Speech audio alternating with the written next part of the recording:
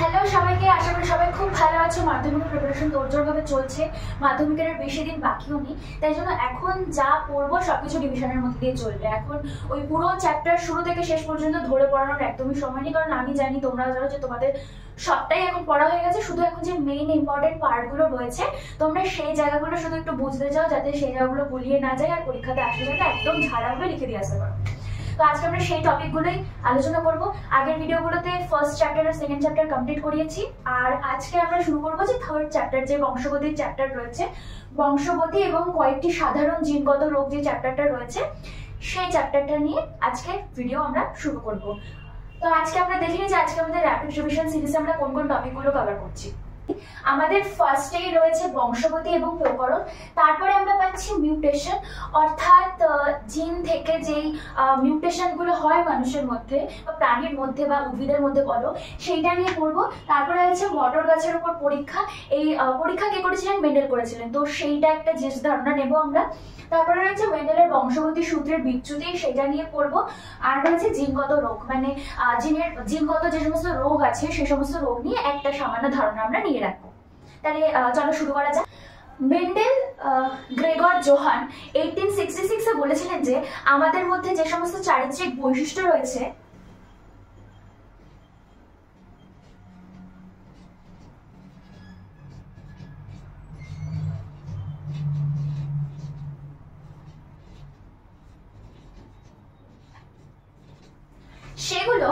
সেই সমস্ত চারিত্রিক বৈশিষ্ট্যগুলো বংশ পরম্পরায় এক প্রজন্ম থেকে অন্য প্রজন্মের মধ্যে কিন্তু সঞ্চালিত হচ্ছে।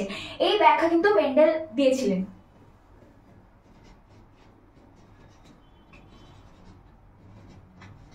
বংশ পরম্পরায় সঞ্চালিত হয়। এবার এই চ্যাপ্টারটা শুরু করার আগে কিছু বেসিক কনসেপ্ট তোমাদের কাছে ক্লিয়ার করা দরকার। যেমন আমরা যখন কোনো ছোট বাচ্চা বা কাউকে দেখি, তখন আমরা বলি যে তার চোখটা তার গাওয়ার মতন হয়েছে, বা নাকটা তার মার মতন হয়েছে, বা গায়ের রংটা অমুকের মতন হয়েছে, তমুকের মতন হয়েছে, এরকম আমরা বলি। তাহলে আমরা সেখান থেকে বুঝতে পারি যে কোনো একটা সন্তান বা বাচ্চার চারিত্রিক বৈশিষ্ট্যটা নিশ্চয়ই তার মা বাবার থেকে তার মধ্যে সঞ্চালিত হচ্ছে। তার একটাই কারণ,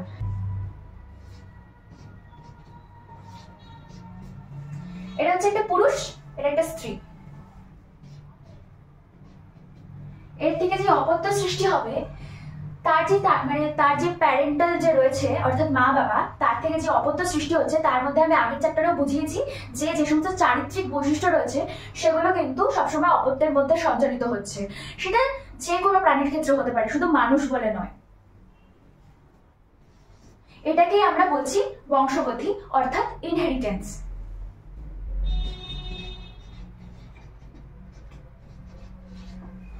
ঠিক আছে?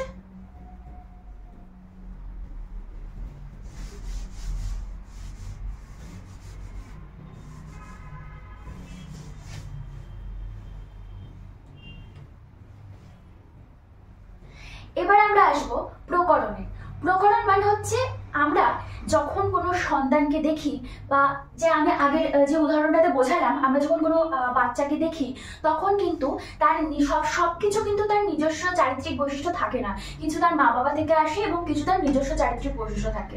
তো সেটাকেই আমরা বলছি প্রকরণ। যে চারিত্রিক বৈশিষ্ট্যের যে ভেদাভেদ আমরা দেখতে পাই, সেটাকে কিন্তু আমরা প্রকরণ বলি।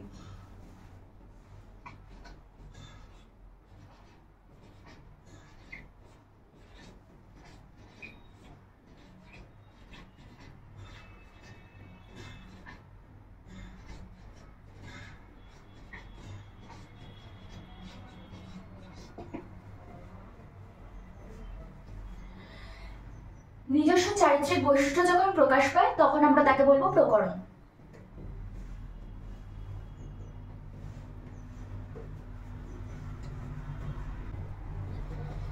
এবার আমরা প্রকরণটা বুঝতে পেরেছি।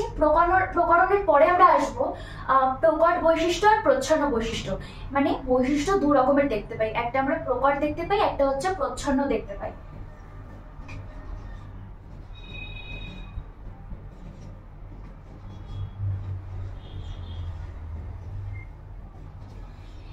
যে জিজ্ঞাসা করতেই পারো বা পরীক্ষাতে 1 নম্বরের কোয়েশ্চেন দিতেই পারে যে প্রকট বৈশিষ্ট্য প্রচ্ছন্ন বৈশিষ্ট্য বলতে কি বোঝো, উদাহরণ দাও।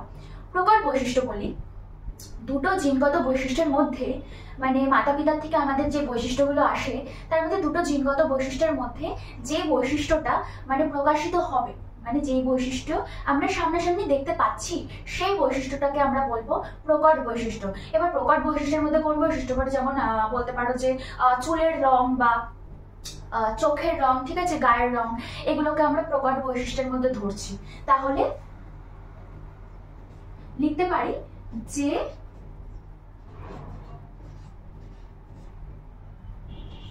জিনগত বৈশিষ্ট্য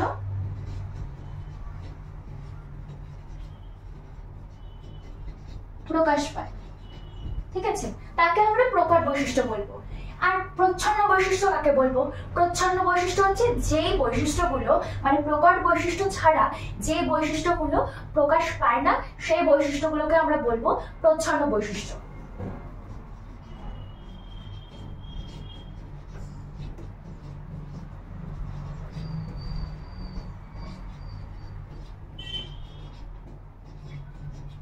যে বৈশিষ্ট্য প্রকাশিত হয় না। এবার কোন বৈশিষ্ট্য প্রকাশিত হয় না? দেখবে টাং রোলিং আমরা যেটাকে বলি, অনেকে টাং রোল করতে পারে, অর্থাৎ যেরকম এরকম করতে পারে, মানে দেখবে বইয়ের মধ্যে ছবি দিয়ে বোঝানো রয়েছে যে টাং রোলিং বা এরকম আরো অনেক উদাহরণ দেওয়া রয়েছে, সেই সমস্ত উদাহরণের মধ্যে থেকে একটা উদাহরণ কিন্তু দিয়ে দিতেই পারো। এগুলো প্রচ্ছন্ন বৈশিষ্ট্যের মধ্যে পড়ে, মানে এই বৈশিষ্ট্যগুলো সবাই করতে পারে না, মানে সবার মধ্যে এই সমস্ত বৈশিষ্ট্য কিন্তু দেখা যায় না, মানে স্পেসিফিক খুব কম মানুষের মধ্যে আমরা এই বৈশিষ্ট্যগুলো দেখতে পারি, তো এগুলো প্রচ্ছন্ন বৈশিষ্ট্যের মধ্যে পড়বে। আর প্রকট বৈশিষ্ট্য তো বলেছি, প্রকট বৈশিষ্ট্য দেখা খুব ইজি, কারণ এগুলো সরাসরি প্রকাশিত হচ্ছে, মানে একদম খালি চোখে তুমি তোমার সামনে দেখতে পাচ্ছ, মানে চুলের রং বলো, গায়ের রং বলো, চোখের মনির রং বলো, ঠিক আছে, এই সমস্ত কিছু প্রকট বৈশিষ্ট্যের মধ্যে পড়বে। তাহলে এই জায়গাটা ক্লিয়ার হয়েছে। এবার আমরা আসবো অ্যালিলের মধ্যে, ঠিক আছে, এগুলো বংশ পরম্পরায় যে সমস্ত চারিত্রিক বৈশিষ্ট্যগুলো প্রবাহিত হয় অপত্যের মধ্যে সেগুলো গেল। এবার আমরা অ্যালিল সম্পর্কে একটা ধারণা নেব।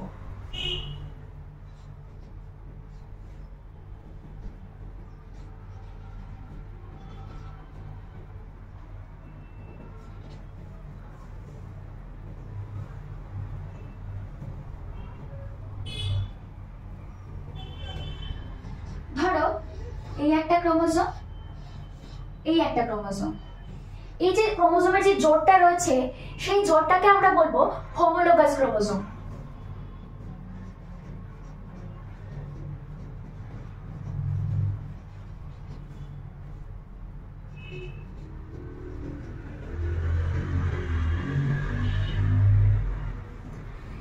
এবার এই যে ক্রোমোজোম, হোমোলোগাস ক্রোমোজোম যে মানে অবস্থিত রয়েছে, সেই ক্রোমোজোমের মধ্যে যে দুটো ভিন্ন চারিত্রিক বৈশিষ্ট্য সম্পন্ন যে মানে ক্রোমোজোম উপস্থিত রয়েছে তাকে আমরা কি বলবো?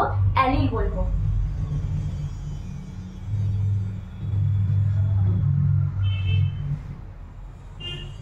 অর্থাৎ বিপরীত চারিত্রিক বৈশিষ্ট্য যুক্ত যে ক্রোমোজোম হোমোলোগাস ক্রোমোজোমের মধ্যে অবস্থান করে তাকে আমরা বলবো অ্যালিল, ঠিক আছে।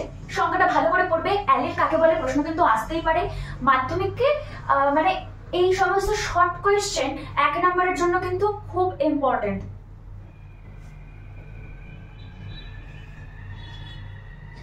এরা কিন্তু একে অপরের অ্যালিল। তাহলে আমরা বলতেই পারি যে এক জোড়া ভিন্ন চারিত্রিক বৈশিষ্ট্য সম্পন্ন ক্রোমোজোম জোড়াকে আমরা অ্যালিল বলবো, ঠিক আছে। এই সংজ্ঞাটা কিন্তু ভালো করে মনে রাখবে।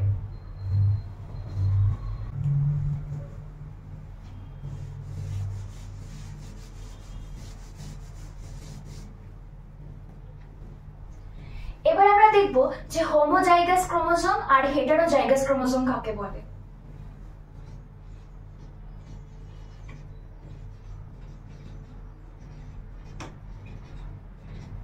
আমি এখানে 2 জোড়া ক্রোমোজোম লিখে দেখাচ্ছি।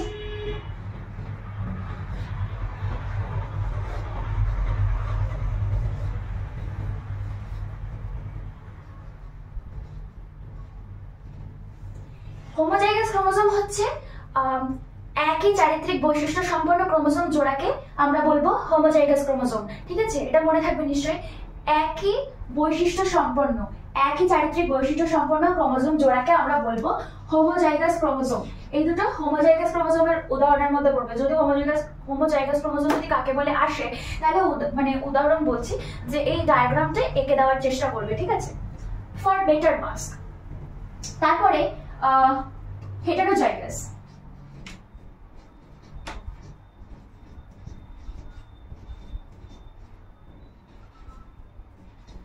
হোমোজাইগাস গেল, এবার আসবো হেটারোজাইগাস ক্রোমোজোমে। তাহলে আমি আগে ক্রোমোজোমের ছবিটা এঁকে দিই।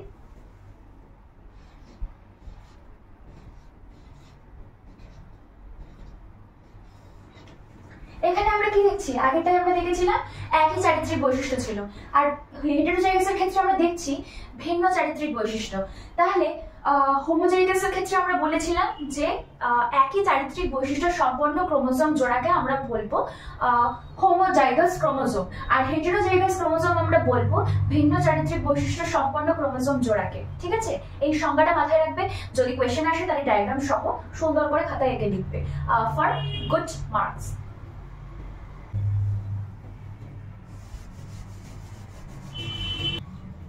তাহলে মিউটেশন বলতে আমরা কি বুঝি?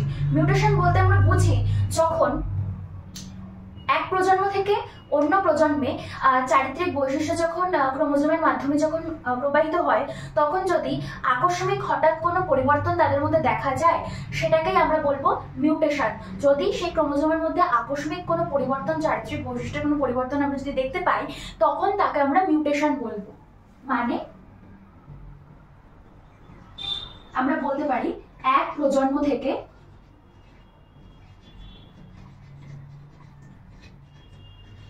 অন্য প্রজন্মে প্রবাহিত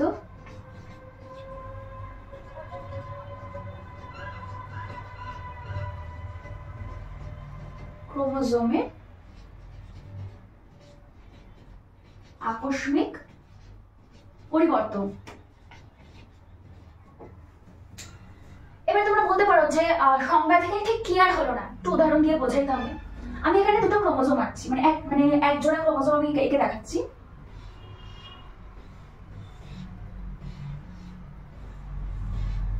ঠিক আছে, এই ধরো এক জোড়া ক্রোমোজোম, মানে মাতা পিতার ক্রোমোজোমের থেকে ধরো এই ক্রোমোজোম জোড়াটা আমি পেয়েছি। এই ক্রোমোজোমটা তার অপত্যের মধ্যে ধরো যাচ্ছে, কিন্তু যাওয়ার সময় এই অংশটা ধরো কেটে গেছে, মানে যেতে যেতে আকস্মিক কোনো পরিবর্তন ঘটেছে, যার ফলে ক্রোমোজোমের ধরো পুরোপুরি অংশটা আসেনি, তার কিছু অংশ বাদ চলে গেছে, মানে এটা দেখতে অনেকটা এরকম হয়েছে।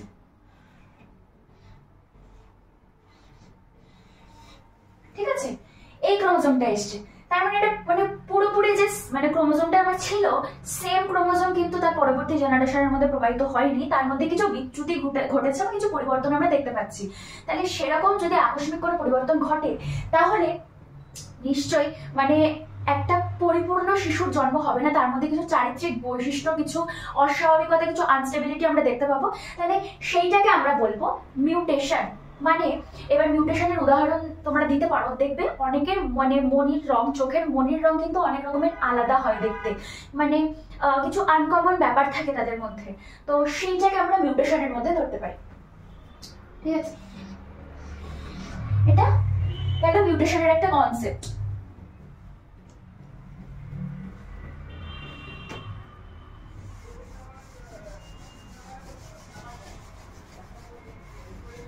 এবার মিউটেশনের কনসেপ্টটা কে বলেছিলেন? মিউটেশনের কনসেপ্ট বলেছিলেন হুগো দে ভ্রিজ।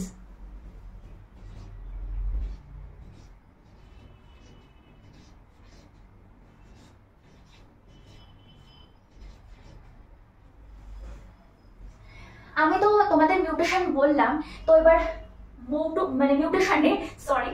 মিউটেশনের মধ্যে আমি যেটা তোমাদেরকে এক্সাম্পল দিয়ে দেখালাম ওটা ছিল ডিলিশন, মানে ওখান থেকে যেহেতু মানে ক্রোমোজোমের একটা অংশ বাদ চলে গেছিল। সেরকম মিউটেশনের অনেক রকম হয়, যেমন ডিলিশন, অ্যাডিশন, অনেক কিছু হতে পারে। তো সেগুলো মানে ফাস্ট ভাবে মানে বিস্তারিত ভাবে তোমরা উচ্চ ক্লাসে গিয়ে পড়বে, ক্লাস 12 আছে তোমাদের। তো আপাতত যেটুকু তোমাদের এখন দরকার সেটুকু তোমরা দেখে রাখো।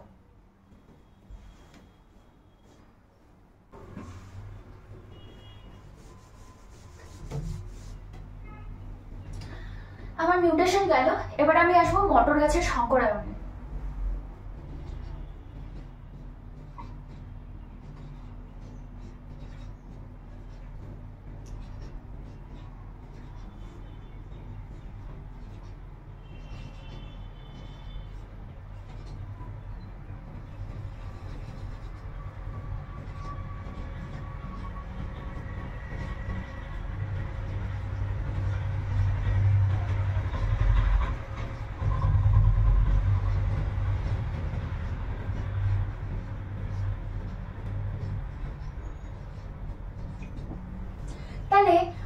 সংকরায়ন বলতে আমরা কি বুঝি? সংকরায়ন বলতে আমরা বুঝি দুটি বিপরীত চারিত্রিক বৈশিষ্ট্যের মিলন।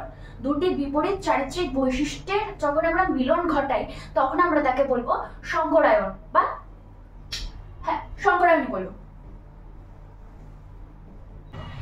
এখান থেকে আমরা কি দেখতে পারি? এখান থেকে আমরা দুটো জিনিস পাচ্ছি, একটা হচ্ছে বিশুদ্ধ জীব আর একটা হচ্ছে সংকর জীব।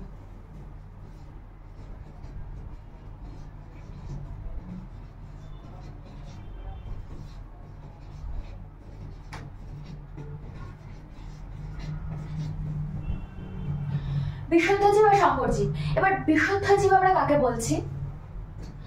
যখন আমরা দুটো একই চারিত্রিক বৈশিষ্ট্য সম্পন্ন জীবের মানে সংকরায়ন ঘটাচ্ছি তখন আমরা তাকে বলছি বিশুদ্ধ জীব, ঠিক আছে। আর আসবো সংকর জীব। সংকর জীব মানে হচ্ছে যখন আমরা দুটো ভিন্ন চারিত্রিক বৈশিষ্ট্য সম্পন্ন জীবের মিলন ঘটাচ্ছি বা সংকরায়ন ঘটাচ্ছি তখন তাকে আমরা বলবো সংকর জীব। মানে আমি এখানে এক্সাম্পলে দিতে পারি যে আমি এখানে ক্যাপিটাল টি আর ক্যাপিটাল স্মল টি আর স্মল টি, ঠিক আছে, এই দুটোর মধ্যে আমি সংকরায়ন করে দিয়েছি, দুটোই কিন্তু বিশুদ্ধ, ঠিক আছে। আর সংকরের মধ্যে আমি পাবো যদি আমি ক্যাপিটাল টি স্মল টি আর ক্যাপিটাল টি স্মল টি এর মধ্যে যদি আমরা সংকরায়ন ঘটাই তাহলে এই দুটো আমি এক্সাম্পলের মধ্যে দিতে পারবো। এটা আমি পরে দেখাচ্ছি চেকার বোর্ড যখন করাচ্ছি। তো এই কনসেপ্টটা আগে ক্লিয়ার হচ্ছে কিনা দেখে নাও, যদি কোনো ডাউট থাকে কমেন্টে জিজ্ঞাসা করো।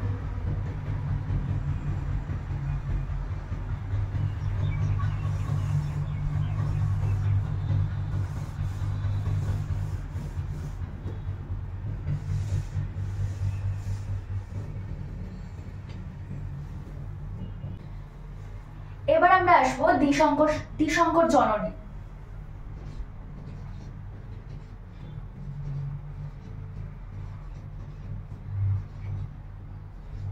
এর মধ্যে আমরা নেব capital T capital R small T small R. এবার ক্যাপিটাল টি আর স্মল টি কি, স্মল আর ক্যাপিটাল আর কি?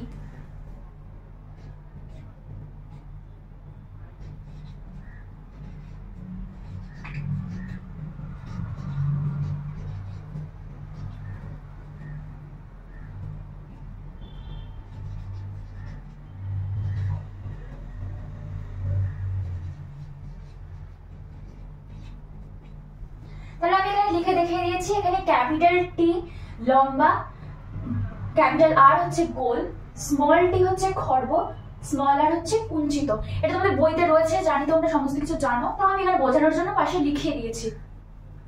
এবার আমি এখানে প্যারেন্টাল কম্বিনেশনে কি পাচ্ছি?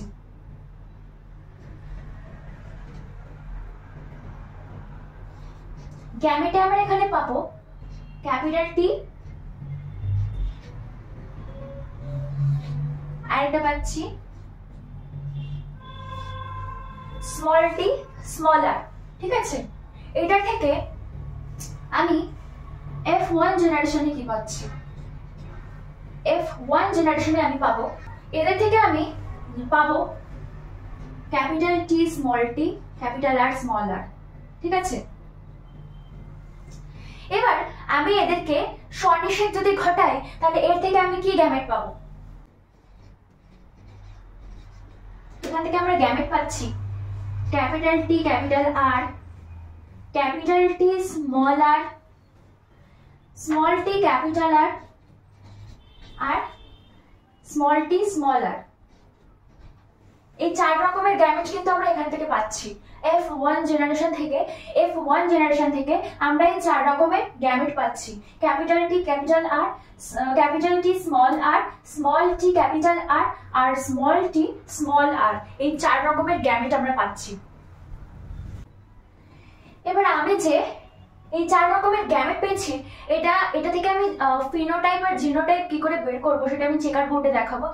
বোর্ডটাকে পরিষ্কার করে নিই, তারপর দেখাচ্ছি।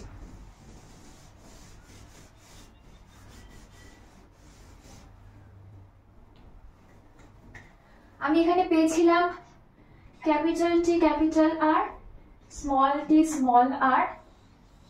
এটার থেকে আমি চারটে গ্যামেট পেয়েছি, capital T capital R, capital T small T, capital R small R, small T small R. ঠিক আছে, এই 4 রকমের গ্যামেট পেয়েছি। এবার এটাকে আমি চেকার বোর্ডে কনভার্ট করি। আমি একটা বক্স এঁকে নিচ্ছি।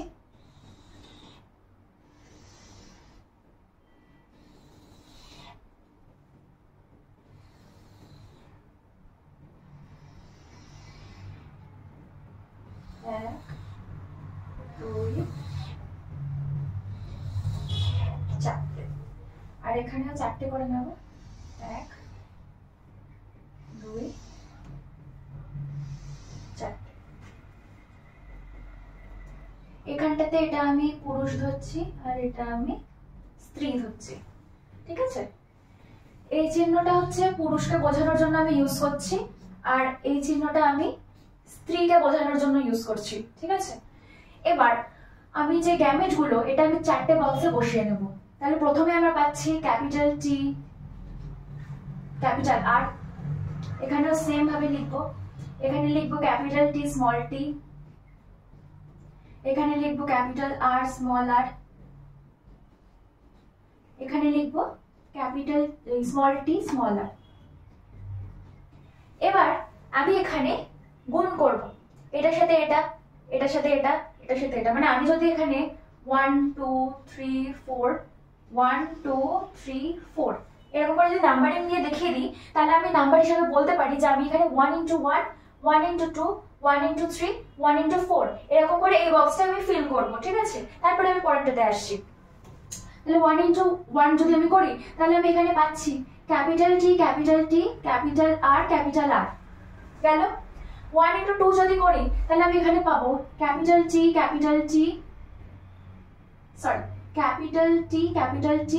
স্মল টি ক্যাপিটাল আর গেল।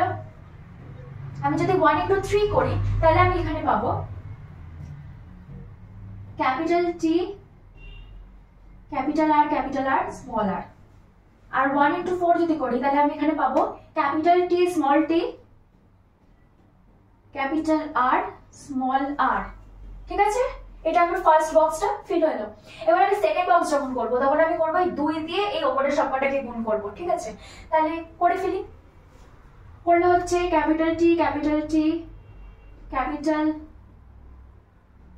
স্মল টি ক্যাপিটাল আর, এটার সাথে 2 × 2 করলে হচ্ছে ক্যাপিটাল টি স্মল টি। 2 × 3 করলে হচ্ছে capital T small T capital R small R. ঠিক আছে, আর 2 × 4 করলে আমি পাচ্ছি ক্যাপিটাল টি স্মল টি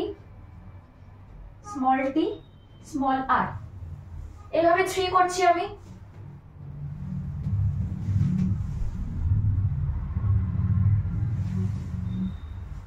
এভাবে আমি 3 করছি। 3 করলে আমি পাচ্ছি capital T capital R small R. 3 × 2 করছি capital T small T capital R small R. 3 × 4 করছি, এখানে কোনো ক্যাপিটাল টি নেই, তাহলে আমি লিখছি small T capital R small R. ঠিক আছে, এর সরি 3 × 3 করতে ভুলে গেছি। 3 × 3 করলে আমরা পাচ্ছি সবকটা আর পাচ্ছি ক্যাপিটাল আর স্মল আর। 4 এর সাথে আবার উপরের গুলো সবকটা গুণ করলে বক্সটা আমার কমপ্লিট হয়ে যায়। তাহলে 4 এর সাথে গুণ করে দিই, capital T capital R small T small R, capital T small T আর।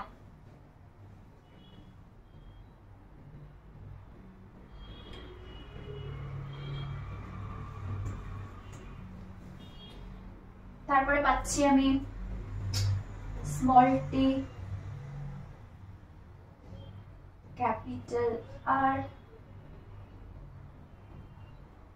স্মল আর গেল। আর এটার সাথে পাচ্ছি small T small R. Checker বোর্ডটা হয়েছে। এবার আমরা এর মধ্যে দেখব যে কোনটা কতগুলো করে রয়েছে, আমরা এখানে কোনটা কতগুলো করে পার্ট পাচ্ছি। তো আমরা এখানে দেখছি যে ক্যাপিটাল জি আমরা এখানে ফার্স্টে দেখবো যে এই যে কোনায় যেটা রয়েছে এটা যদি আমরা এই লাইন বরাবর যদি আমরা কোণাকুণি যুক্ত করি তাহলে এটা এটা এটা আর এটা এই চারটে কিন্তু সেম রয়েছে, চারটে আমি সেম পাচ্ছি। এবার আমি দেখবো এই যে এটা capital T capital T capital R কটা রয়েছে এর মধ্যে এটা আর কোথাও আছে? আর নেই, এটা একটাই রয়েছে। এটা কটা রয়েছে? ক্যাপিটাল টি স্মল টি আর ক্যাপিটাল আর। এটা দেখে নাও, এই একটা রয়েছে, এই একটা রয়েছে, আর কোথাও আছে? আর কোথাও নেই। এবার ক্যাপিটাল টি স্মল টি এটা আর কোথাও আছে? আর কোথাও নেই, একটাই রয়েছে। এটা একটা রয়েছে, এটা একটা দুটো রয়েছে, এটা একটা রয়েছে। এগুলো আমরা কি দেখছি? এটা আমরা জিনোটাইপের ভিত্তিতে দেখছি। জিনোটাইপের ভিত্তিতে আমরা এটা দেখছি যে কোনটা কটা সংখ্যায় রয়েছে।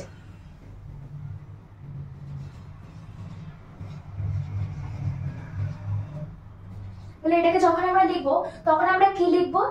অর্থাৎ আমরা এটা যে F2 জেনারেশন আমরা যখন জিনোটাইপ লিখছিলাম F2 তে আমরা এর অনুপাত কি দেখবো?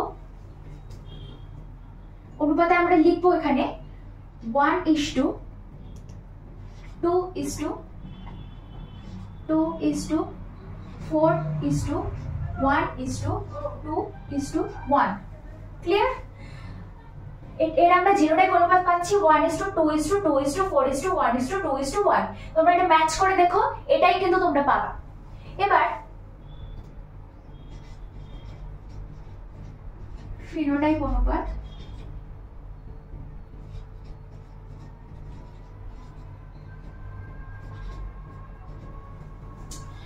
এর মধ্যে যেটা আমরা ফিনোটিপিক ক্যারেক্টার সেটার আমরা অনুপাত লিখবো। মানে ফিনোটিপিক ক্যারেক্টারের মধ্যে আমরা কোনটা পাচ্ছি? হলুদ গোল,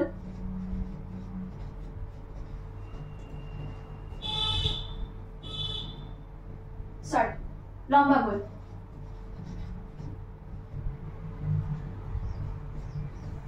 এর মধ্যে আমরা লম্বা গোল কটা পাচ্ছি? এর মধ্যে আমরা লম্বা গোল পাচ্ছি 9টা। তোমরা এখানে কোনটা দেখলে তোমরা 9টাই পাবে। লম্বা কুঞ্চিত কটা পাচ্ছি? লম্বা কুঞ্চিত পাচ্ছি 3টে। আবার বলছি গুণে দেখবে।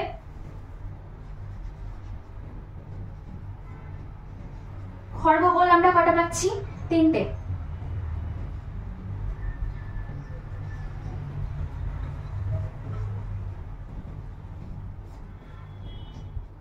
আর আমরা খর্বকুঞ্চিত পাচ্ছি একটা। তাহলে আমরা লম্বা গোল পাচ্ছি 9টা, লম্বা কুঞ্চিত পাচ্ছি 3টে, খর্বগোল পাচ্ছি 3টে, খর্বকুঞ্চিত পাচ্ছি 3টে। তাহলে এর অনুপাত আমরা লিখতে পারি 9:3:3:1।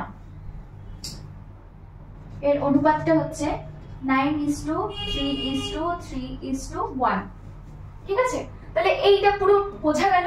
মানে একটা জিনিস আমি দিয়ে রাখলাম, পরীক্ষাতে কিন্তু এটা আসে, মটর গাছে যে ফিনোটাইপ জিনোটাইপ বের করতে কিন্তু দেয়, তাহলে কিন্তু এই চেকার বোর্ড সহ কিন্তু পড়বে।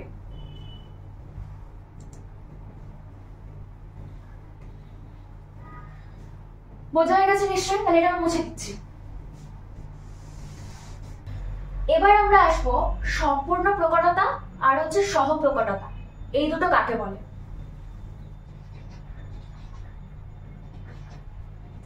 অসম্পূর্ণ প্রকটতা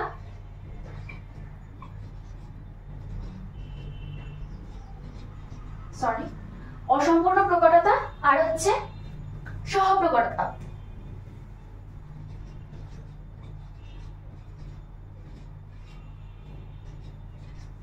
অসম্পূর্ণ প্রকটতা আর সহপ্রকটতা বলতে আমরা কি বুঝি? অসম্পূর্ণ প্রকটতায় আসি।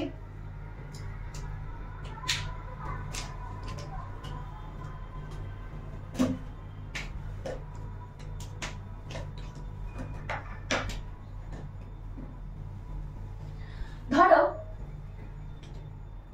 সন্ধ্যামালতী ফুলের নাম সবাই শুনেছো। সন্ধ্যামালতী ফুল দিয়ে কিন্তু বইতে উদাহরণ দেওয়া রয়েছে। তো সন্ধ্যামালতী ফুলের ক্ষেত্রে আমি যদি একটা সাদা সন্ধ্যামালতী নিই, আমি এখানে এঁকে দেখাচ্ছি। ধরো আমি এটা সাদা সন্ধ্যামালতী ফুল নিয়েছি, আর একটা আমি লাল সন্ধ্যামালতি ফুল নিয়ে এদের আমি ক্রস করাচ্ছি, ঠিক আছে? একটা সাদা সন্ধ্যামালতি নিয়েছি, একটা লাল সন্ধ্যামালতি নিয়েছি। আমি এটাকে ধরো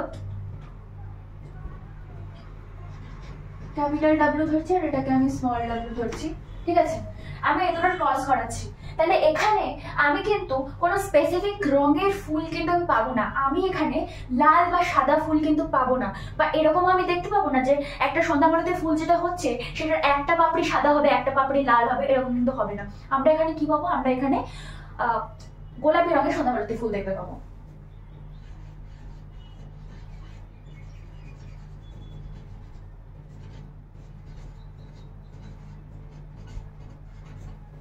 আমরা এখানে এর থেকে গোলাপি রঙের সন্ধ্যামালতি দেখতে পাবো।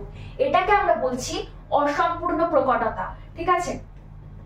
মানে দুটো ফুলের সংমিশ্রণে যখন আলাদা একটা অন্য রকমের চারিত্রিক বৈশিষ্ট্য সম্পন্ন, অর্থাৎ সম্পূর্ণ আলাদা দেখতে একটা চারিত্রিক বৈশিষ্ট্য সম্পন্ন অপত্য সৃষ্টি হচ্ছে, তখন তাকে আমরা বলছি অসম্পূর্ণ প্রকটতা। সহপ্রকটতা কি? সহপ্রকটতা হচ্ছে যদি আমি এখানে একটা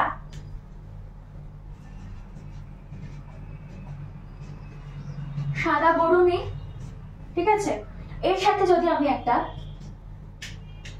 লাল গরু,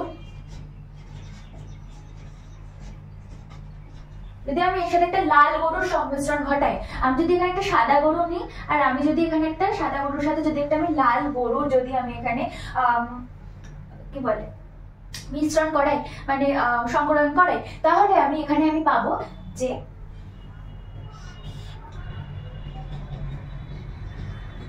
সাদা লাল ছোপ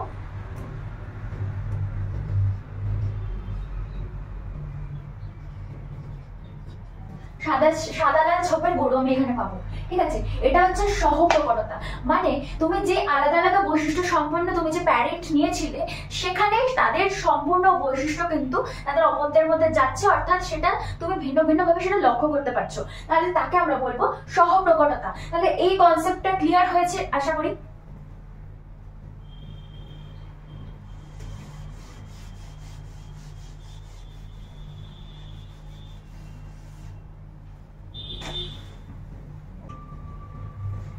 এইবারে আমরা জানবো যে সন্তানের যে লিঙ্গ নির্ধারণ যে আমরা করি, সন্তানের লিঙ্গ নির্ধারণে পিতার ভূমিকা কি। মানে আমরা একটা ভুল ধারণা নিয়ে সমাজে চলে যে সন্তান ছেলে হবে না মেয়ে হবে সেটা মেয়েরা ডিসাইড করে বা মেয়েদের ওপর সেটা নির্ভর করে, কিন্তু সেটা পুরোপুরি একটা ভুল ধারণা, একটা মিসকনসেপ্ট। কারণ একটা সন্তান ছেলে হবে না মেয়ে হবে এটা পুরোপুরি ডিপেন্ড করছে পিতার উপরে, অর্থাৎ পিতার থেকে ছেলের ক্রোমোজোম আসবে না মেয়ের ক্রোমোজোম আসবে সেটা পুরোপুরি একটা পিতার উপরে ডিপেন্ড করছে। তো এবার সেটা কি করে হচ্ছে সেটা আমি এখানে বুঝিয়ে দিই। তো ধরো এটা একটা মেয়ে আর এটা একটা ছেলে, ঠিক আছে? এবার আমরা সেকেন্ড চ্যাপ্টারে পড়েছি, সেকেন্ড চ্যাপ্টারের ফার্স্টের দিকে আমরা পড়েছি যে অটোজোম আর সেক্স ক্রোমোজোম সম্পর্কে। শুরু থেকে বলে দিই যে আমাদের শরীরে কটা টোটাল ক্রোমোজোম থাকে আমরা জানি। আমরা টোটাল ক্রোমোজোম থাকে জানি যে 46টা ক্রোমোজোম থাকে টোটাল, অর্থাৎ টোটাল 23 জোড়া ক্রোমোজোম থাকে, ঠিক আছে? এটা আমরা জানি টোটাল 46টা বা 23 জোড়া ক্রোমোজোম থাকে। এবার সব কটাই কিন্তু অটোজোম হয় না, তার মধ্যে কিন্তু দুটো সেক্স ক্রোমোজোম রয়েছে বা এক জোড়া সেক্স ক্রোমোজোম রয়েছে। তাহলে আমি এখানে বলতে পারি 44টা এখানে অটোজোম আর এখানে দুটো হচ্ছে সেক্স ক্রোমোজোম গেল, ঠিক আছে? এবার সেক্স ক্রোমোজোমের মধ্যে কি পড়ছে? সেক্স ক্রোমোজোমের মধ্যে একটা পড়ছে এক্স ক্রোমোজোম, একটা পড়ছে ওয়াই ক্রোমোজোম, ঠিক আছে? এটাও আমরা দেখেছি। আর তার সাথে আমরা এটাও দেখেছি যে ওয়াই ক্রোমোজোম কিন্তু ছেলে এবং মেয়ে দুজনের মধ্যেই বর্তমান থাকে, কিন্তু ওয়াই ক্রোমোজোম কিন্তু শুধুমাত্র ছেলেদের মধ্যে দেখা যায়, ঠিক আছে? এটা একটা গুরুত্বপূর্ণ জিনিস।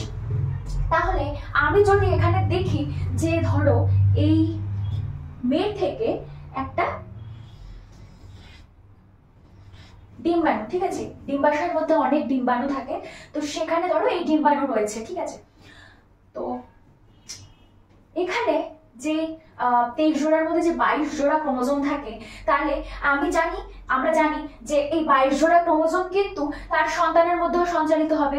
22 জোড়া ক্রোমোজোম ও যাবে, তার সাথে আরেকটা এক্স বা ওয়াই ক্রোমোজোমও যাবে। এক্স ক্রোমোজোম যদি যায়, মানে এক্স ক্রোমোজোম যদি যায় তাহলে সেটা কন্যা সন্তান হবে, যদি এক্স ওয়াই ক্রোমোজোম যায় তাহলে সেটা পুরুষ সন্তান হবে। ঠিক আছে, বোঝা গেল? আমি দেখিয়ে দিই। যদি আমি এখানে 44টা অটোজোম প্লাস সাথে একটা এক্স ক্রোমোজোম যদি আমি ডিম্বাণুর সাথে যদি মিলিত হয়, ঠিক আছে, এটা পুরুষের দেহ থেকে গেছে স্পার্মের মাধ্যমে, পুরুষের দেহে কিন্তু গেছে এই ক্রোমোজোমটা। ঠিক আছে, যদি 44 অটোজোম প্লাস একটা এক্স ক্রোমোজোম যদি ডিম্বাণুর সাথে মিলিত হয়, তাহলে আমি এখানে আমি কি পাবো? এটা আমি পাবো কন্যা সন্তান। ঠিক আছে, এটা আমি তাহলে কন্যা সন্তান পাবো। এখানে 44টা অটোজোমের সাথে একটা কিন্তু যাচ্ছে মানে সরি দুটো, এখানে এক্স দুটো ক্রোমোজোম যাচ্ছে। দুটো ক্রোমোজোম কি, মানে একটা এক্স আমার থাকবেই, কারণ এক্স ক্রোমোজোম যেহেতু ছেলে এবং মেয়ে দুজনের দেহেই বর্তমান থাকে, তাহলে একটা এক্স ক্রোমোজোম যাচ্ছে। আর একটা ক্রোমোজোম এক্স যাবে না ওয়াই যাবে, সেটা কিন্তু পুরোপুরি পিতার উপর ডিপেন্ড করছে। তাহলে যদি সেটা এক্স ক্রোমোজোম যায় তাহলে সেটা কন্যা সন্তান হবে। আর যদি এটা এক্স এর জায়গায় যদি ওয়াই হয়, মানে আমি এখানে লিখতে পারি যে 44টা অটোজোম প্লাস একটা যদি এক্স ওয়াই ক্রোমোজোম যদি এখানে গিয়ে ডিম্বাণুর সাথে মিলিত হয়, এখানে যদি ডিম্বাণুর সাথে গিয়ে এটা মিলিত হয়, তাহলে আমি এখানে কি পাচ্ছি? এখানে আমি পাচ্ছি পুত্র সন্তান। বোঝা গেল? আরেকবার বুঝিয়ে দিই। মানুষের দেহে টোটাল 46টা ক্রোমোজোম থাকে, অর্থাৎ 23 জোড়া ক্রোমোজোম থাকে। 46টা ক্রোমোজোমের মধ্যে 44টা ক্রোমোজোম বা 22 জোড়া ক্রোমোজোমই হচ্ছে অটোজোম, আর বাকি যে দুটো ক্রোমোজোম থাকে বা এক জোড়া ক্রোমোজোম থাকে সেটা হচ্ছে সেক্স ক্রোমোজোম। যে ক্রোমোজোম মানুষের মধ্যে গ্যামেট তৈরিতে সাহায্য করে। ঠিক আছে, সে পুরুষ হবে না স্ত্রী হবে সেটা নির্ধারণ করে কিন্তু সেক্স ক্রোমোজোম। এবার একটা সন্তান ছেলে হয়ে জন্মাবে না মেয়ে হয়ে জন্মাবে, সেটা কিন্তু টোটালি ডিপেন্ড করছে তার পিতার উপরে। কারণ স্ত্রীদের দেহে দুটোই ক্রোমোজোম থাকে, একটা হচ্ছে দুটোই ক্রোমোজোম, সেটা হচ্ছে এক্স ক্রোমোজোম। কিন্তু পিতার দেহে আমরা দু ধরনের ক্রোমোজোম দেখতে পাই, একটা হচ্ছে এক্স ক্রোমোজোম, একটা হচ্ছে ওয়াই ক্রোমোজোম। এবার এক্স ক্রোমোজোমের কাজ হচ্ছে স্ত্রীদের চারিত্রিক বৈশিষ্ট্য প্রকাশ করা, আর ওয়াই ক্রোমোজোম যদি সঙ্গে থাকে তাহলে তার কাজ হচ্ছে পুরুষের যে চারিত্রিক বৈশিষ্ট্যগুলো আছে সেই সমস্ত বৈশিষ্ট্যকে প্রবাহিত করা বা প্রকাশ করা। ঠিক আছে, তাহলে এবার স্ত্রীদের দেহের থেকে যখন একটা নির্দিষ্ট সময় যখন ডিম্বাশয় থেকে ডিম্বাণু যখন রিলিজ হয়, ডিম্বাণু যখন বেরোয়, তখন সেটা যখন শুক্রাণুর সাথে মিলিত হয়, তো সেই শুক্রাণুর মধ্যে, পুরুষ থেকে নির্গত সেই শুক্রাণুর মধ্যে যদি 44টা অটোজোম অর্থাৎ 44টা অটোজোম থাকে, আর বাকি 44টা যেহেতু অটোজোম হয়ে যাচ্ছে, কিন্তু আমার টোটাল কিন্তু 46টা ক্রোমোজোম দরকার, তাই জন্য দুটো ক্রোমোজোম যেহেতু বাকি থাকছে, তো সেই দুটো ক্রোমোজোম যদি এক্স ক্রোমোজোম যদি আসে, তাহলে সেটা হবে আমি কন্যা সন্তান পাবো। ঠিক আছে, আর সেই এক্স ক্রোমোজোমের জায়গায় যদি সেটা এক্স ওয়াই ক্রোমোজোম আসে, তাহলে আমি সেখানে পাচ্ছি পুত্র সন্তান। সেটা আমি এখানে লিখেছি 44 autosome plus X Y chromosome পাচ্ছি আমি পুত্র সন্তান। তাহলে কেন পিতার ভূমিকা পুত্র বা কন্যা সন্তান জন্মানোর ক্ষেত্রে গুরুত্বপূর্ণ, এইটা যদি কোয়েশ্চেনে আসে, একটা যদি 2 মার্কসের কোয়েশ্চেনে যদি দিয়ে দেয়, তাহলে এই ডায়াগ্রামটা সহ বুঝিয়ে দিতে পারবে সংজ্ঞা, নিশ্চয়ই কোনো অসুবিধা নেই। এই কনসেপ্টটা ক্লিয়ার হয়েছে আশা করি।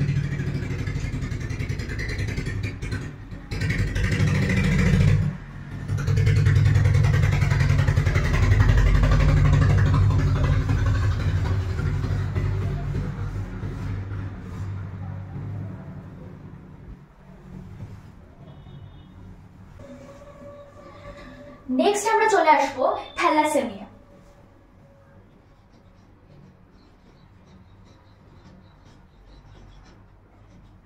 থ্যালাসেমিয়া হচ্ছে একটা অটোজোমাল রিসেসিভ ডিসঅর্ডার। ঠিক আছে, তাহলে আমি এটা বলতে পারি অটোজোমাল রিসেসিভ বা প্রচ্ছন্ন। অটোজোমাল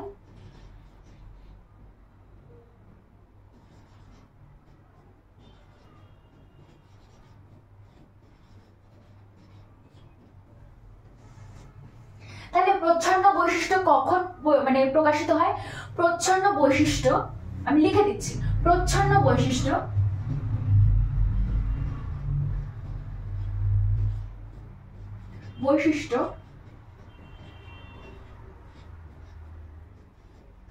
হোমোজাইগাস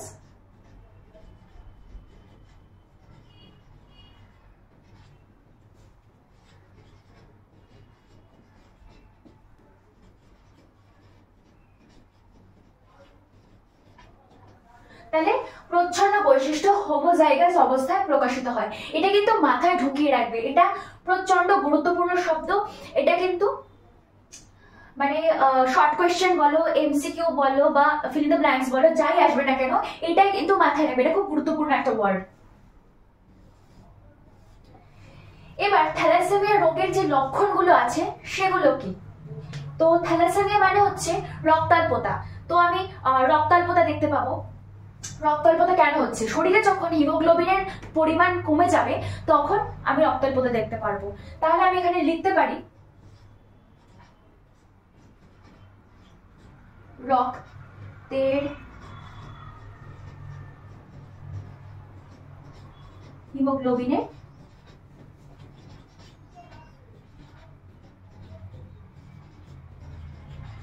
হ্রাস হয়।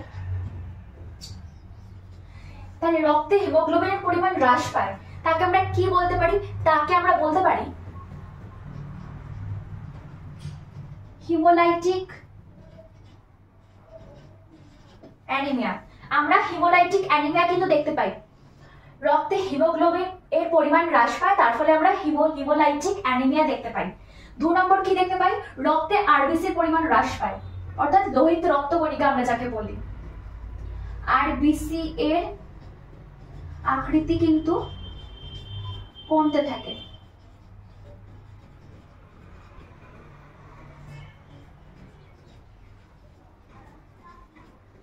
অস্থির বিকৃতি ঘটে,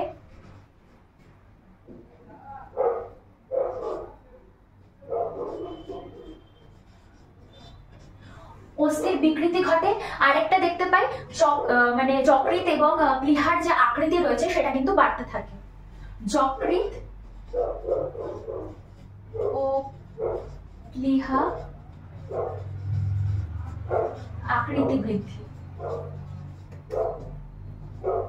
ঠিক আছে, এই হলো গেল আমার থ্যালাসেমিয়ার বৈশিষ্ট্য। এবার আমি আরেকবার বলে দিই, থ্যালাসেমিয়া হচ্ছে একটি অটোজোমাল প্রচ্ছন্ন রোগ। ঠিক আছে, এবার প্রচ্ছন্ন বৈশিষ্ট্য হোমোজাইগাস অবস্থায় প্রকাশিত হয়, হোমোজাইগাস অবস্থায় প্রকাশিত হয়। এর ফলে আমরা কি কি দেখতে পাচ্ছি? এর ফলে আমরা দেখতে পাচ্ছি রক্তের হিমোগ্লোবিনের পরিমাণ হ্রাস পায়। রক্তে হিমোগ্লোবিন কমে গেলে আমরা অ্যানিমিয়া হয় জানি, তাহলে আমরা এই অ্যানিমিয়াটার নাম দিয়েছি হিমোলাইটিক অ্যানিমিয়া। ঠিক আছে, যেটা হিমোগ্লোবিনে কমে যাওয়ার ফলে হচ্ছে। তারপরে আমরা দেখছি যে আরবিসির আকৃতি কমতে থাকছে। আরবিসি অর্থাৎ লোহিত রক্তকণিকার আকৃতি কিন্তু ক্রমশ হ্রাস পেতে থাকে, ছোট হতে থাকে। আর হচ্ছে অস্থির বিকৃতি ঘটে, মানে অস্থি সন্ধি যেগুলো রয়েছে, হাড় রয়েছে, সেগুলো দুর্বল হতে থাকে, তো সেগুলোর বিকৃতি ঘটতে আমরা দেখতে পাই। আর রয়েছে যকৃৎ ও প্লীহার আকৃতি বৃদ্ধি। শরীরে যে যকৃৎ আর প্লীহা রয়েছে তার আকৃতি কিন্তু বৃদ্ধি পেতে থাকে। ঠিক আছে, এই সমস্ত বৈশিষ্ট্য পয়েন্টস গুলো কিন্তু মাথায় রাখবে, খুব একটা বেশি কঠিন না, সহজ রয়েছে।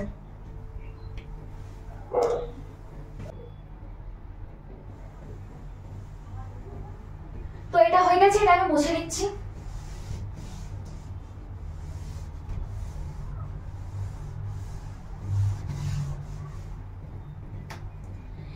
এবার এই থ্যালাসেমিয়া থেকে কিন্তু একটা কোয়েশ্চেন আসে যে বাবা ধরো থ্যালাসেমিয়া পজিটিভ, মা থ্যালাসেমিয়া নেগেটিভ, তো আমি কি করে বুঝবো যে সন্তানের মধ্যে থ্যালাসেমিয়া যে প্রবাহিত হবে সেটা হওয়ার চান্স কতটা রয়েছে? ঠিক আছে, তাহলে আমি যদি এখানে ধরি যে এটা বাবা আর এটা মা, ঠিক আছে, তো বাবা ধরো প্লাস থ্যালাসেমিয়া পজিটিভ রয়েছে আর মা থ্যালাসেমিয়া নেগেটিভ রয়েছে। ঠিক আছে, আমি ক্যাপিটাল টি স্মল এইচ দিয়ে বোঝাচ্ছি থ্যালাসেমিয়াটাকে। তো এটা যদি হয় তাহলে এর থেকে আমি পাবো এখানে টিএইচ প্লাস টিএইচ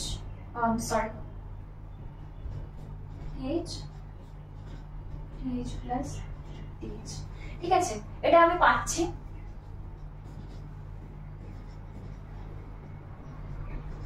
এটা আমি প্যারেন্ট, এটা হচ্ছে F1 যৌন।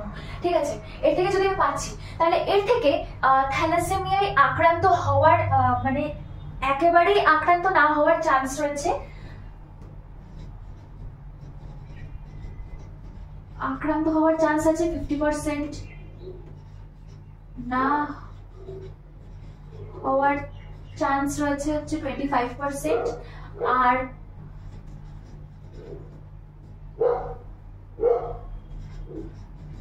বাহক হওয়ার চান্স রয়েছে 25%। ঠিক আছে, এটা কিন্তু মনে রাখবে। এবার আমি এখানে একটা উদাহরণ দিয়ে তো তোমাদের বোঝাতে পারি না, কারণ পরীক্ষার সময় কিন্তু আলাদা আলাদা ঘুরিয়ে দিতে পারে যে বাবা ধরো পজিটিভ মা নেগেটিভ, তাহলে সন্তানের মধ্যে হওয়ার আক্রান্ত হওয়ার চান্স কত রয়েছে, না হওয়ার চান্স কত রয়েছে, বা বাহক, এরকম যে কোনো একটা কোয়েশ্চেন তুলে দিতে পারে। অথবা উল্টো করে দিতে পারে যে মা ধরো পজিটিভ আর বাবা ধরো নেগেটিভ। ঠিক আছে, অথবা এরকমও দিতে পারে যে এরকম বাহক হিসাবে দিতে পারে যে বাবা ধরো বাহক আর মা ধরো নেগেটিভ রয়েছে, তাহলে হওয়ার কত পার্সেন্ট চান্স, সেটা তখন একটা চেকার বোর্ড করে সেখান থেকে তোমরা দেখে নিতে পারো ফিনোটাইপ জেনোটাইপ করে যে সেখানে কতটা চান্স থাকছে তার সন্তানের মধ্যে প্রবাহিত হওয়ার থ্যালাসেমিয়া। ঠিক আছে, এটা গেল থ্যালাসেমিয়ার পয়েন্ট।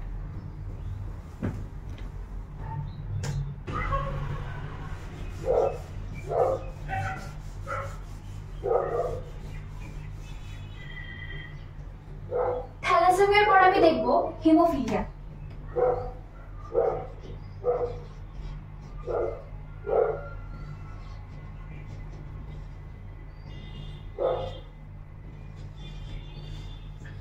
তাহলে হিমোফিলিয়া হচ্ছে ক্রোমোজোমাল রিসেসিভ ডিসঅর্ডার।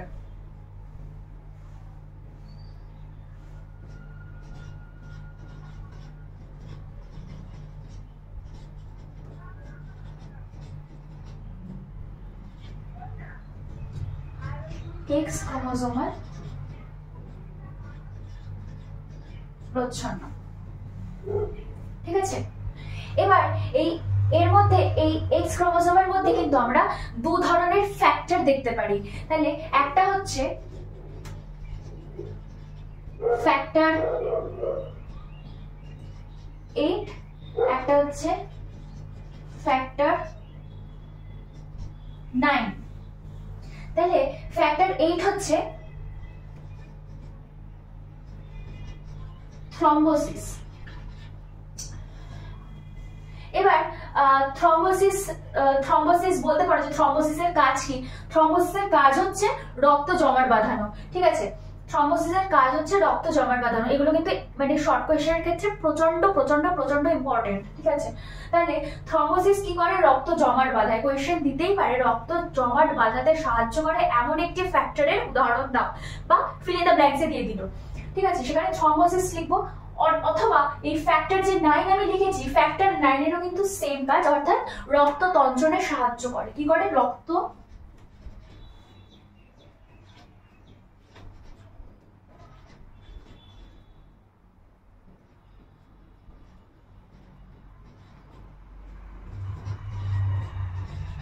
এবার এই যে থ্রম্বোসিস বা 8 নম্বর ফ্যাক্টর, এই 8 নম্বর ফ্যাক্টর যদি বাদ হয়ে যায় বা কোনো রকম ভাবে যদি মিসিং হয়ে যায়, তাহলে আমরা এই অবস্থাটাকে কি বলবো? তাহলে আমরা এই অবস্থাটাকে বলবো হিমোফিলিয়া এ।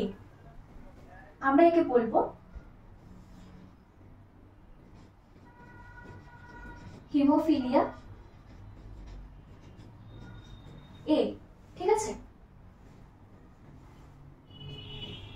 কুইন ভিক্টোরিয়ার মধ্যে কিন্তু ফার্স্ট এটা দেখা যায়।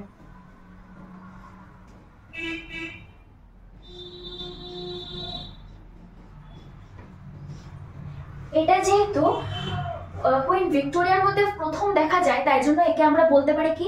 কুইন্স ডিজিজ, অর্থাৎ রাজকীয় রোগ।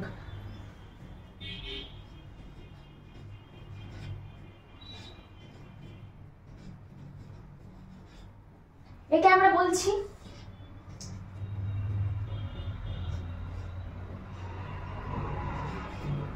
Haemophilia B. ঠিক আছে,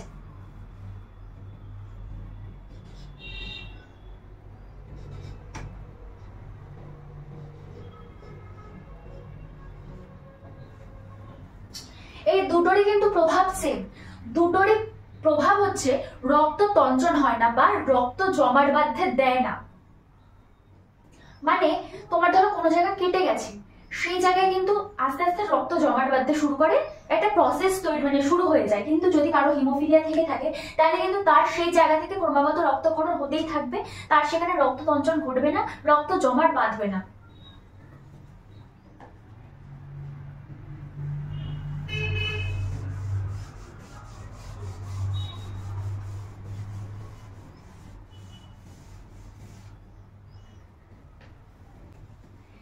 এবার এই হিমোফিলিয়া আমরা মানুষের মধ্যে কি করে প্রকাশ পাচ্ছে সেটা কি করে দেখবো।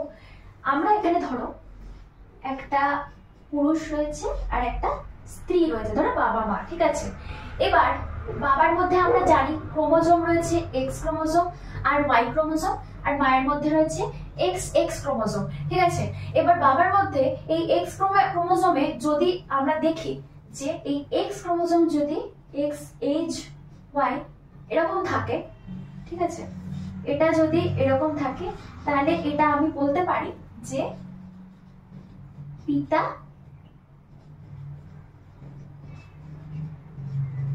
হিমোফিলিয়া প্রকাশক, ঠিক আছে, এটা আমরা বলতে পারি। এবার মায়ের ক্ষেত্রে আমরা দেখব, একটা আমরা পাবো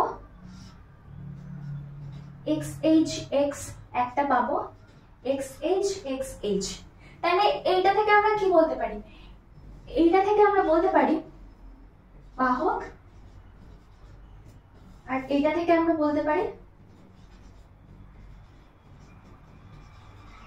প্রকাশক। এটা বোঝা গেল? এবার এটা যে আমি দেখালাম বাহক এবং প্রকাশক, এটা থেকে আমরা বুঝতে পারবো এটাই, যেহেতু এখানে এক্স এক্স কিন্তু মানে ভ্যারি করছে, তো এবার এক্স ক্রোমোজোম যেহেতু ছেলে এবং মেয়ে, পুত্র এবং কন্যা সন্তান দুজনের মধ্যেই প্রবাহিত হয়, তাহলে আমরা এটা এখান থেকে কনফার্ম বলতে পারবো যে মা যদি এখানে আক্রান্ত হয় বা মা যদি এখানে বাহক থাকে বা প্রকাশক হয়, তাহলে কিন্তু আমি এটাকে প্রকাশক না লিখে আমি এটা আক্রান্ত লিখছি, তাহলে সুবিধা হবে।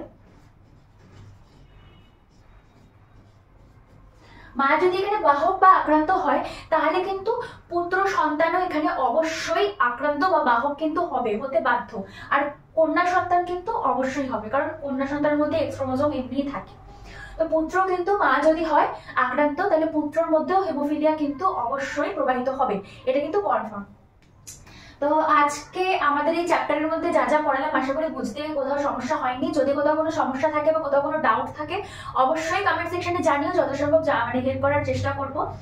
আর মাধ্যমিকের জন্য ভালো করে প্রিপারেশন নাও, যত শর্ট কোয়েশ্চেন আছে সবকিছু ভালো করে করো। এই চ্যাপ্টারের ওপরে আরো যেগুলো ইম্পর্টেন্ট কোয়েশ্চেন রয়েছে সেগুলোর আরো ভিডিও দেওয়ার চেষ্টা করব। যদি কোথাও কোনো ভিডিও যদি দরকার হয় বা কোথাও কোনো কোয়েশ্চেনে যদি ডাউট থাকে সেই রিলেটেড কোয়েশ্চেন অবশ্যই জিজ্ঞাসা করতে পারো। আবার নেক্সট চ্যাপ্টার নিয়ে দেখা হবে, ততক্ষণের জন্য